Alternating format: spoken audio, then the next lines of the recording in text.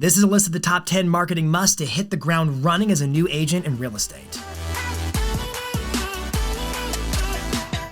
As a new or relatively new agent, you have a strategic competitive advantage, and it is time.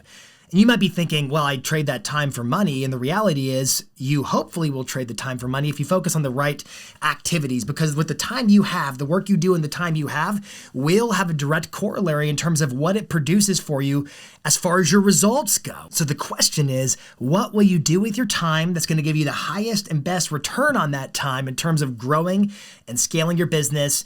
We're going to talk today about the 10 marketing musts every new or relatively new agent should be thinking about and executing on right now in your business to grow and scale. So welcome to This Week in Marketing. My name is Jason Pantana. I'm your host of this podcast, and I'm really glad you're watching. If you're new to the channel, please make sure to subscribe and then hit the little bell icon right next to the subscribe button so you receive alerts whenever we publish new videos just like this, so you can keep yourself in a state of constant, never-ending learning and then executing on the ideas you learn herein so you can grow and scale your business. Hit that subscribe button, hit that bell icon, and let's get on to talking about the top 10 marketing musts every new agent or relatively new agent needs to be thinking about to grow and scale their real estate business. Now, before we talk about the marketing musts, let's talk about the perhaps must nots or maybe nots in terms of what a lot of agents mistakenly spend their time and energy doing when they're new. Because again, there is, whether you can see it or not now, your time is a strategic competitive advantage. But what you choose to do with your time, that's up to you. And some uses of time are better than others, and I want to focus on the right ones. So what are some of the time sucks that a lot of agents immerse themselves in the beginning because they don't know what to do? Well, they get stuck designing business cards, letterhead, stationery, writing the perfect biography, or crafting the perfect website. But the reality is these are all good things in due time, and now is not the time because it's premature. There's still a lot of learning that has to happen. You have to determine who you are in this profession and who you stand for in your community and what you're all about. And so trying to craft a perfect bio, it's too early for these things. But a lot of agents are like, well, I don't know what else to do.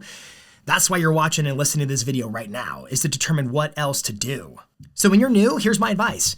Whatever the onboarding is from your brokerage or brand or firm or whomever, do it. Get the email, get the business cards, get the stuff they set you up with, and then get going, get moving forward, because there's a big difference between being busy and being productive. So today we focus on being productive so you can put yourself into alignment with growing and scaling your business. Now, today's video is the marketing must for new agents. But if you're not a new agent, you can still listen. These are still marketing musts to grow and scale your business. And maybe you're in a position where your business isn't what it was last year or the year before, which is relatively characteristic of the marketplace. So don't beat yourself up too badly. But notwithstanding, I'm here to encourage you to step into a state of growth. And so that if that's you, whether you're a new agent or not, listen up as we dive into the top 10 marketing musts. And make sure you listen through till the end, because this list is in no relative order. This is just a list of 10. One is not more important than the other. It's a list of 10. Starting with a weekly email newsletter to your sphere of influence, which means there's a prerequisite to that. You need an organized list. In other words, you need possibly a CRM.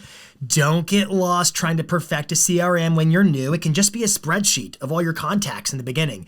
You want to get into action and not be on the sidelines of trying to perfect everything and getting all your ducks in a row. There's an old Seth Godin, it's a book, I believe. It's either a book or an article, but it says, what you're going to do with that duck. And the entire idea behind it is, rather than spending all your times getting your ducks in a row, recognize you have a duck. And so what are you going to do with the duck you've got? And so in the spirit of that same idea from Seth Godin, you don't need the perfectly segmented, organized CRM. We just need a list we can work. So you need to get your sphere of influence contacts into a list of some type, either a CRM or a spreadsheet, something so we can work it in a calculated manner. Now, if you go to Tom Ferry's website, there's a tool called a memory jogger, and we can link it up in the description as well. And the memory jogger is roughly 140 questions-ish that will help jog your memory about who belongs in your sphere of influence. Friends, family, past work relationships, your personal network, who belongs there that we want to market to and establish our brand in front of. Once you got your list organized, then you're in a position to start that weekly email newsletter. Now you can use a tool like MailChimp, BombBomb, Constant Contact, Emma. There's lots of different providers out there in terms of email service providers, Drip, OmniSend, Aweber, ConvertKit. There's lots of them out there. Some are free, some are paid. Perhaps your brokerage offers a solution for sending mass emails to your database. Your database is your sphere of influence here. My advice to you is to start a weekly newsletter. And you're like, well, about what? About your journey in the business. Start now recognizing that ultimately the reason somebody's going to hire you in this profession is because they know, like, and trust you. But it's not a sense of personal trust per se. It's not, I trust you to watch my dog this weekend. It's an, I trust you to help me make the largest investment of my life, to help me buy a property, to help me sell a property, to help me invest in real estate. Know, like, and professional trust in a newsletter whereby you are curating what's happening in the industry, what's happening in the local and national marketplace, and how does that make sense through the eyes of a homeowner, through the eyes of a wannabe homeowner? How can you demonstrate expertise in a newsletter every single week whereby you are creating thought leadership amongst your own database? Your newsletter could be an essay you write. You can use a tool like ChatGPT or Bard from Google to help you write better copy. Those are generative AI tools. But it could be an essay effectively where you give your perspective on what's happening in the business and establish that thought leadership. Or if you're making content on social media, which I'm going to get to, it could be a repurposing or redistribution of that content. Just be the knowledge broker, be the expert, and leverage email. Email is the GOAT, the greatest of all time in terms of marketing channels. If you aren't new to this podcast, you know I'm a huge fan of email because I talk about it all the time. So my advice is, from the very get-go in your career, start building a list of contacts and start emailing them with value-add content that positions you as a knowledge broker. One more little note about emails. In your newsletter, and don't get stuck in designing the perfect template. It doesn't need to be this perfect, beautiful manicured template. It's about the content. It's about it's about you sharing your knowledge. Again, it's busy work versus being productive. Let's be productive. In your email, you want to make sure to include some basic calls to action. Not overboard, not in your face. This is a value add email, but you should invite people into working with you. That may be search for homes here. If there's a website that perhaps your broker provides where they can search for homes, or maybe a home valuation tool, or it could be click this link here to book a meeting with me on Calendly, or a tool like that whereby folks can schedule a buyer consultation, a listing consultation, see properties. My point to you is call folks into action. When you've earned the right to call folks into action because you've demonstrated knowledge and expertise, that's the natural next step. So don't be afraid of those calls to action. Hey, quick sidebar. If you're new to the business, I can respect it's a big learning curve. You got your license, you understand what easements and encroachments and latent defects are, but what about running a business, the marketing, the sales, the aspects of actually building a brand that attracts buyers and sellers to have the confidence to work with you, which is why Tom and I put together 3 courses called Marketing Pro. One course talks about Google, one course talks about social media, and one course talks about email to help you get your marketing aligned to grow and scale your business, because you are running a business. Whether you're on a team or operating solo, you are running a business and therefore need to invest in how do you grow and scale that business to achieve the goals you set out to achieve when you got into the industry. For more details, click the link in the description. Second marketing must for a new or relatively new agent, or anybody for that matter, is to create a monthly or perhaps a quarterly market report of your neighborhood, your immediate vicinity, where you live, where you do life, and hand deliver it to the neighbors. Now, you might think that's a lot of work. Well, guess what? There are rock stars in our ecosystem like Andy C., who is literally one of the top producing agents in America. And he still hand delivers a monthly market report to all the neighbors, which gives him proximity because they get to know each other. They become accustomed to seeing him. They start to associate him with selling and working in this neighborhood, and they trust him because he lives in the neighborhood. And when they hear their neighbors thinking about selling, they tell him. And so he's got ears all over the place in terms of where are the opportunities coming up. And nobody knows his immediate neighborhood like him because he has the gift of having relationships with everybody in the community. My advice to you is, don't make it complicated. Don't make fancy graphs and charts that you can't make if it's beyond your skill set. Just done is better than perfect. Put together a market report once a month, once a quarter, and hand deliver it to your neighbors. Build those relationships right now from the very beginning of you starting your career in real estate, and work so that they start to associate you with the agent of choice in your own neighborhood. It's your backyard, literally, so work it. Number 3, what kind of a marketer would I be if I did not talk about the importance of video? Now, in the same way that your newsletter is an opportunity for you to place your knowledge and expertise in the inboxes of your subscribers who are your friends, family, your sphere of influence contacts, and start to build that sense of credibility, know, like, and trust. Not just personal trust, professional trust. Videos operate much the same, whereby it's a way to be in the feeds of your followers who are probably friends, family, sphere of influence contacts, presumably. They see you in their feeds and you're establishing that trust sense of expertise. Now, 3 types of vertical videos I would focus on.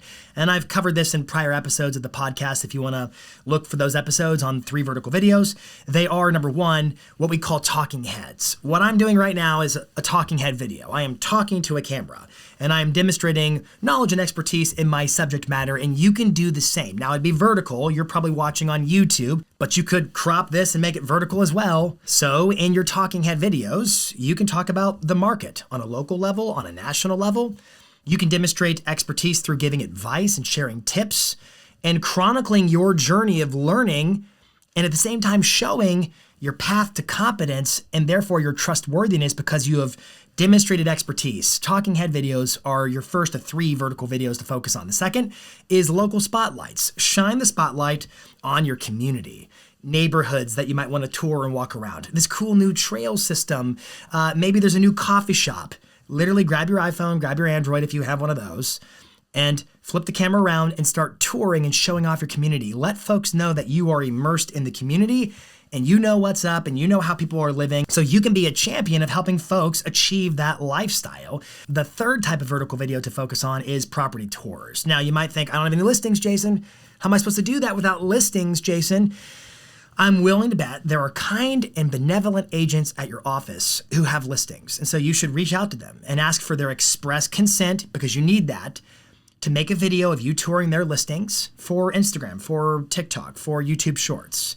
Rock star clients of ours, like Kyle DeBoer, for instance, they do this all the time. Ray Ellen does this all the time, and they get the consent and they tour the property. But what it does is it shows your followers, who once again are likely your sphere of influence contacts, it shows them you in action, doing the thing they think you do, showing and selling properties. And it creates a layer of social proof, because let's be candid, when you're new, nobody talks about this, but the reality is all your friends, family, and folks who are like, oh, they're in real estate now. I wonder how they're going to do. They have an arm's length removed reservation because maybe they don't want to be the lab experiment of you getting your sea legs in real estate. This is a harsh conversation to have, but it is reality. Folks have that sense of, do they know what they're doing yet? I want to let them get a few deals under their belt before I refer them business, before I consider working with them. However, when you chronicle and demonstrate yourself in the field showing properties, they're like, wow, man, they got going quick. Wow, they must be really good at this. Wow, they're really fast. Wow, they're busy. Look at that. And it invokes a sense of social proof, thereby helping folks become more accepting of you in this role as an agent out in the field crushing it. Number 4 is start hosting a professional networking group of some type. Now, it could be vendors, possibly mortgage brokers, insurance agents, other professionals and entrepreneurs in town, or maybe you have a network that exists beyond in town. So it could be a virtual type of mastermind with other agents around the country who are part of the ecosystem here in Tom Ferry Coaching, or maybe part of the network of your brand if there's offices all over the country, for instance. Generating referrals is a major part of this business, and they don't just come from sphere of influence contacts. Referrals from other agents in other marketplaces, from vendors in your marketplace, are a big deal. So get to know your other professionals, your peer-to-peer relationships. You should start a professional networking group. Number 5 is to go ahead and start cranking the wheel in terms of getting reviews on a Google business profile. If you don't have a Google business profile, go to business.google.com/create and follow the steps to fill out and create a profile. Now, I have lots of other podcasts here in this playlist all about Google business profiles. There's a lot of optimizations that can go into it, but the biggest obstacle you're going to face as a new agent is in getting reviews. Because play it out like this. Imagine you meet somebody, I don't know, at a restaurant or at a football game, and y'all get to talking and they find out you're in real estate and there's a really good relationship and bond, and you think this could really turn into business. I'm willing to bet you they're going to Google you. And when they Google you, this is harsh but true, if they only find one review or no reviews, that may not bolster up the confidence you were wishing it would have in terms of solidifying that relationship for business opportunities. So the sooner you can start generating reviews, the better. Now, there are platforms like Zillow, for instance, that you can only get a review if there's an associated closing with it. So there has to be a deal, a transaction closed to get a review, but your Google Business Profile isn't like that. You can begin getting reviews immediately on your Google Business Profile. And it could be, for example, you're showing somebody property and they could leave you the review and say, they have been so gracious in terms of coming prepared at every showing. They have the comps and they've been so helpful in terms of lining up all the appointments, and they could focus on that aspect of having worked with you. My point to you is start cranking the wheel of getting reviews. You're gonna need reviews your entire career, so make a process out of the gate to generate reviews. Number 6 is to start doing CMAs, that is comparative market analysis, for your sphere of influence contacts. If you struggle with, I don't understand how to do a CMA, that's a conversation with your broker to get trained on how to create a comparative market analysis. But the reality is, if you can help your sphere of influence contacts that maybe bought a house with some other agent in the past, for instance, and they've been living there for a little bit, if you can help them understand what the property is worth and what their equity position is because of appreciation and changes in the marketplace, being the bearer of that information can get you in on the deal if they decide to list, because you're the one who gave them the details. You're the one who fed them the information, and therefore, because you're the source, they look to you as the agent of choice. So CMAs, do them. CMA a day?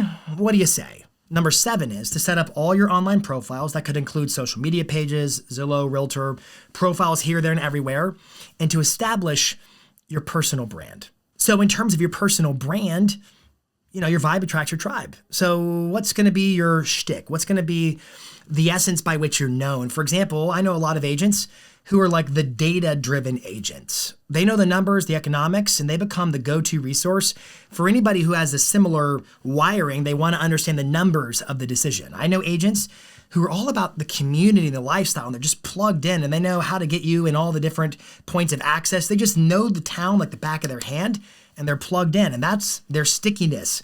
I know agents who are all about the home. Maybe they had a background in contracting or interior design or architecture or some different aspect of the home itself, but they understand what kind of a property is necessary to fulfill the lifestyle that your clients might have in mind. In understanding your secret sauce as an agent, or what you believe it to be. We're still early and it can evolve and you're going to change. This is your first album. You're going to release future records, and as an artist, if you follow my metaphor, you're going to evolve, but you have some kind of a centralized core offering in terms of this is who I am and what I'm bringing to the marketplace. For example, there's a relatively new agent in Chicago in our ecosystem. Her name she goes by Hat and Heels Realtor on Instagram. Her brand is Ball Cap and Heels Realtor. Now, I'm not saying you have to go to that degree and come up with a very clever name like a stage name or anything like that. She did, and it works for her, and she's crushing it in her business. I am saying it's worth giving some thought to when I look at myself and my skills and what I naturally possess, and I consider the range of my experiences before I got in real estate, what path makes the most sense, where I can provide the most value to the highest number of people possible out of the gate. And that becomes your personal brand. Now, this one was an A/B, so it's set up the profiles, but also think through, what is my brand? They go hand in glove because the profiles are the presence where your brand is positioned. That's a mouthful, but I think you get it. Set up your profiles and bear in mind, how do I make them matchy-matchy? How do I have a core offering to the marketplace in terms of who I am as a professional in my town? Number 8 is definitely a no-brainer, and it is to network your face off. Face-to-face, in-person networking, getting involved in the Chamber of Commerce, the Entrepreneur Center, your board of realtors, your brand, your firm, all the aspects of being belly-to-belly with people and networking and shaking hands and building relationships is paramount to your success, but it's beyond just in person. It's also comments, DMs. There are audio-only rooms like even Clubhouse, for instance, where you can meet people you wouldn't otherwise meet. Social media gives you access to people in a whole new, unprecedented way. So send the mayor a DM, for instance. Get to know the influencers in your community, because something I've observed in the past is when I look at new agents, generally speaking, the newer agents who most quickly rise to a high level of production are very networked. Now, this may be uncomfortable for you. Perhaps you're more of an introvert. My advice to you is find your own way to do this. Whether it's in a group setting or whether it's in a more private setting, find your path for getting to know people, because this is a relationship business. So network your face off. Number 9, we're almost there. Go all in on open houses. A lot of agents don't like doing open houses. And in my mind, they are missing the boat. Think about it this way. Imagine you sell cars and you walk out to the car lot every day and you see people walking around the car lot looking at cars. They're thinking about buying cars. Those are potential customers. Now flip to an open house. Here's a property for sale with people walking in. They're thinking about something because they just walked onto your car lot for all intents and purposes. What's more, open houses provide you with a way to promote it so you can let your database know, your sphere of influence know that you're doing open houses. Once again, flexing the muscle of social proof. You're in action, doing the thing they think you do. You're working hard and hustling. You can door knock the neighbors to let them know about the open house. You can film videos and post it on social media. There's so much just for the promotional aspects that can benefit your brand with open houses. What's more, the actual meeting of prospective buyers, the neighbors who come in. Everybody calls the neighbors, oh, they're just looky-loos, they're just nosy neighbors. No, they're not. Well, yes, they are, but they're nosy because they're comparing how does my home stack up to this home and what does it mean about my home? Do I stay or do I go? They're potentially contemplating a move down the road.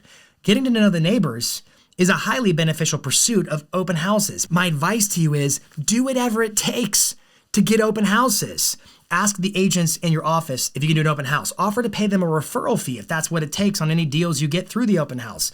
I know that the people who come to the open house probably won't buy it.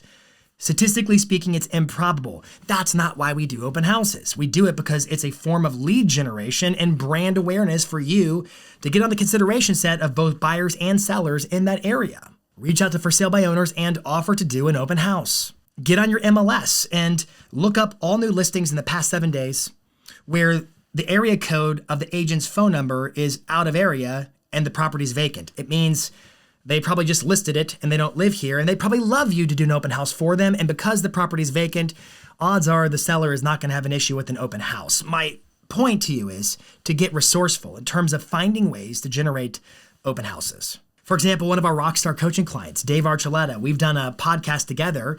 He has two major sources of business. He has community events, which our podcast is all about Dave's community events and open houses. Dave does roughly 6 to 8 open houses every weekend, and he's not a new agent. And he'll tell you one of the top benefits of open houses for him is he puts out directional signs that will point to the open house the day before every weekend. And he puts them out himself. And you want to know why? Because as cars pass by in his community, as the neighbors walk their dogs, he waves at every stranger with a big smile on his face. And he'll tell you when he goes on listing appointments, almost invariably the seller will say, Dave, we want to work with you because we see you out there every weekend hustling at open houses, put up your signs, and we want an agent who's going to hustle like that for us. My point to you is whether you're a new agent or not, open your eyes to open houses. And finally, number 10, work the neighbors around your office's APCs. So what are APCs? Actives, pendings, closed. It's the deals from the other agents at your own brokerage. Now, I don't know where you sell real estate, so make sure you talk to your broker to make sure it's designated agency and exclusive representation and all this stuff is okay for you to do this. But my thinking is, with consent, of course, when your office is selling in a certain area, perhaps you're door knocking or circle prospecting a community. What would stop you from letting folks know what's happening in their marketplace in terms of what your office is doing? You don't have to take the credit for being the listing agent or the selling agent. You're simply recognizing what the office is doing in a specific area to help you become known as a point of contact at that office, as an agent at that office. Now, again, this one can get a little bit tricky depending upon where you do business and the rules at your brokerage. So talk to your broker about, hey, how can I leverage the actives, pendings, and closed sales of our office in terms of working the neighbors to keep them informed about the marketplace? And then be willing to roll up your sleeves and do a little bit of sweat equity. Door knock, circle prospect, maybe mail or hand deliver some notes or stationery. Get to work becoming known as the point of contact for those deals in your community. Whew, that's a lot. You might be thinking you have less time than you thought you had from the very beginning, and the reality is that's a true statement. There is so much you can do to market and scale and grow your business. It's simply a matter of recognizing what makes the most sense. And a lot of agents get lost in minutia, small details, trivial matters that aren't going to move the needle in terms of generating business. These marketing musts are going to move the needle in terms of generating business. So whatever it is you're committed to, let me know in the comments. And as you read other folks' commitments, maybe reply and encourage them a bit in their journey to become a rockstar top producing agent. Thank you so much for watching. Until next week, this is This Week in Marketing.